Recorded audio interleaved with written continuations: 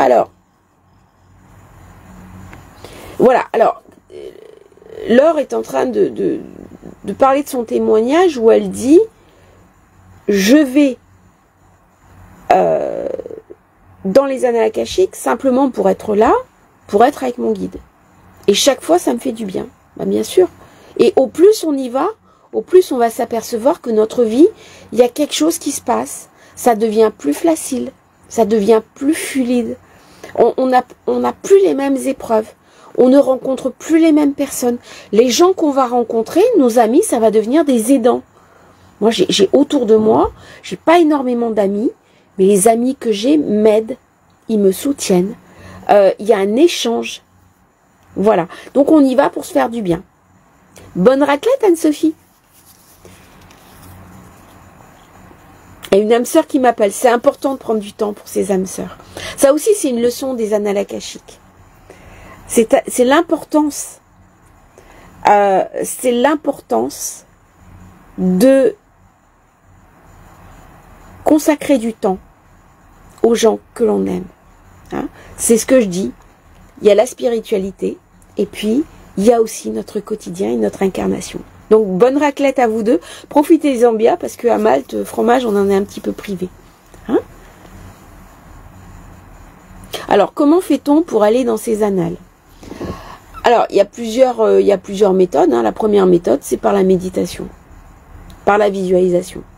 Alors si vous n'arrivez pas à rentrer, vous pouvez me contacter et en rendez-vous annales akashique, je vous amène, je vous conduis dans vos annales et là vous allez forcément rentrer et accéder aux salles de soins que j'ai ouvertes, qui m'ont été ouvertes par mes guides, de manière à comprendre un petit peu ce qui se passe, à avoir accès à l'information.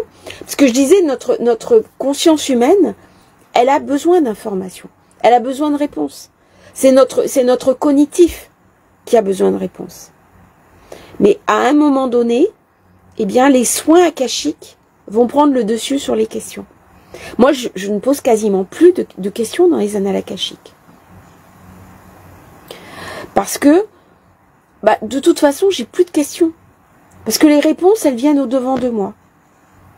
Et à un moment donné, je suis dans une situation qui est dans l'accueil. Donc, j'ai quitté complètement la pensée traditionnelle des causes et effets. Hein, j'ai mis en place un autre mode de fonctionnement qui est complètement aligné, qui est complètement en synchronicité parfaite, où je suis dans une forme d'acceptation de ce qui vient. Et ça s'aligne naturellement. À quel moment de son éveil on ressent le besoin d'y aller? On le sent. Je dirais que dans les annales akashiques, il y a tout qui est juste. Si on ne rentre pas, c'est juste. Si on force le passage, c'est juste. Si vous ressentez que c'est pas le moment, que vous forcez le passage, c'est juste. De toute façon, ça sera toujours juste.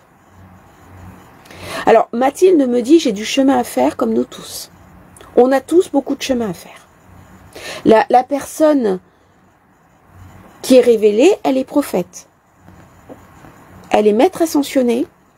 Ce n'est pas à notre niveau, ce n'est pas à mon niveau. Il y a peut-être une personne sur ce groupe ce soir. Qui est cela? Je ne sais pas. Mais si on n'est pas cela, on a tous du chemin à faire. Et le but de la spiritualité, l'un des principes, c'est j'ai devant moi des personnes qui m'aident à grandir, qui m'aident à monter. Même moi, il y a eu un moment donné où j'ai eu besoin de me raccrocher à une tradition pour éviter de partir complètement dans la stratosphère. Donc je me suis raccrochée à une tradition.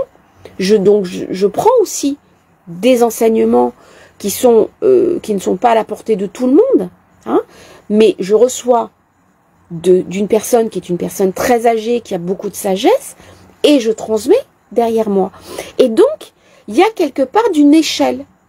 Et chaque personne qui est au barreau va recevoir de l'enseignement du dessus et va transmettre à l'enseignement en dessous. Donc, on est tous sur un chemin à faire. Il n'y a pas une personne qui est supérieure à une autre. On a juste un peu plus d'outils. On a juste un peu plus de compréhension.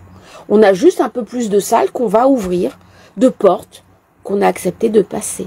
Mais ça ne nous rend pas ni plus évolué que les autres, ni plus avancé. On ne sait pas sur le point de vue de l'âme ce que l'on est. Il y a des âmes qui sont très évoluées, qui sont très avancées, et puis dans leur incarnation ici et maintenant, elles ont décidé de ne pas du tout développer leur vie spirituelle. J'ai eu le cas d'un membre de ma famille qui était complètement dans la matérialité, dans le matérialisme. Et quand cette personne est décédée, que je l'ai accompagnée puisque je suis passeur d'âme, j'ai été confrontée à une âme d'une évolution très supérieure à ce que je pensais d'elle-même. Eh bien, en fait, elle avait réfréné sa lumière, elle avait réfréné sa spiritualité, parce que sa mission dans cette vie-là était tout autre. Et elle n'a pas mis en avant sa spiritualité. Et elle l'a retrouvée de l'autre côté. Les 72 échelles, alors c'est aussi les 72, c'est Bereshit 72, hein, les 72 anges de la Kabbale, les 72, les 32 voies de la sagesse, les 22 chemins, les 22 lettres hébraïques. Donc il y a quand même, hein, entre le 72 et le 22, il y a beaucoup à dire. Bon, je vais pas faire un cours de Kabbale parce que c'est pas l'objet ce soir, même si vous avez compris, c'est quelque chose auquel je me réfère beaucoup, parce que justement ça aide à avoir une projection et quelque chose qui va pousser en avant et ouvrir des portes. Hein.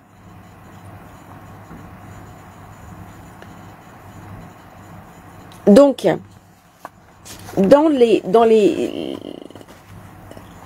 mystères des annales akashiques, je ne sais pas si j'aurai assez d'une vie pour explorer toutes ces portes. Je ne sais pas si j'aurai assez d'une vie pour tout découvrir, en faire le tour. Par contre, j'ai une certitude, c'est que mon incarnation limite forcément ma perception des choses. Il y a une partie de moi, une partie du sacré que je vois, que je perçois, avec lequel je suis en contact, mais il y a une partie de moi avec laquelle je ne peux pas être en contact. C'est-à-dire que l'étendue des connaissances, je l'aurai de l'autre côté, quand je ne serai pas plus incarnée. Dans l'incarnation, nous avons forcément accès seulement à une petite partie du prisme. Et le simple fait de le savoir, le simple fait de l'accepter, nous met en situation d'accueil. Il viendra ce qui doit venir. Hein? Donc, est-ce que comment dirais-je, nous n'avons pas toutes les réponses. Et accepter cela, c'est aussi accepter ce sacré qui nous dépasse. Sans qu'il y ait de frustration, sans qu'il y ait d'insatisfaction et sans qu'il y ait de résignation. C'est-à-dire, je sais que je ne sais pas. Mais pour être capable déjà de dire je sais que je ne sais pas, il faut déjà avoir fait un sacré chemin. Hein? C'est déjà avoir fait le tri entre ce qui est vraiment important et puis ce qui après, au plan de la connaissance, va être subsidiaire. Est-ce que j'utilise le tarot? Alors, j'ai pas mal de tarots. J'ai le tarot akashique qui est là. Hein, je vais le prendre. J'utilise très peu. Je l'ai. Je l'utilise pas en consultation. En consultation, je me connecte. Je reçois de l'information en direct.